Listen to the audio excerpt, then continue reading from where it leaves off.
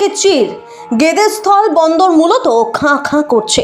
একদিকে অন্তর্বর্তী সরকার, অন্যদিকে ইসকন মঠের মহাপ্রভু চিন্ময়ানন্দকে গ্রেফতারের প্রতিবাদে উত্তাল বাংলাদেশ। এই উত্তাপের আগুন শুধুমাত্র বাংলাদেশের মধ্যে কিন্তু আর সীমাবদ্ধ নেই, ভারত তথা বিদেশের বিভিন্ন দেশেও এর প্রভাব পড়েছে।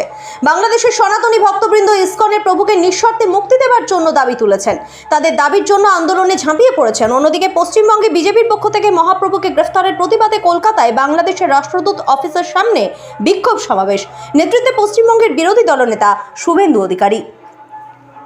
পাশাপাশি বিরোধী দলনেতা গতকাল হুঙ্কার ছাড়েন, যদি অবিলম্বে ইসকনের মহাপ্রভুকে নিঃশর্ত মুক্তি দেওয়া না হয় তাহলে ভারত বাংলাদেশের মধ্যে যে স্থলবন্দর রয়েছে সেই স্থলবন্দরগুলোতে যাতায়াত সহ সমস্ত ব্যবসা বাণিজ্য সমস্ত বন্ধ করে দেবেন বলে দাবি করেন। এমনকি পাসপোর্ট ভিসার ক্ষেত্রেও বিধি নিষেধ আরোপ করবার জন্য তিনি ভারত সরকারকে অনুরোধ করেন। সেই হুঙ্কারের রেশ পড়ল নদিয়ার কৃষ্ণগঞ্জের স্থলবন্দর গেদেই সীমান্তে। দুই দেশের মধ্যে একমাত্র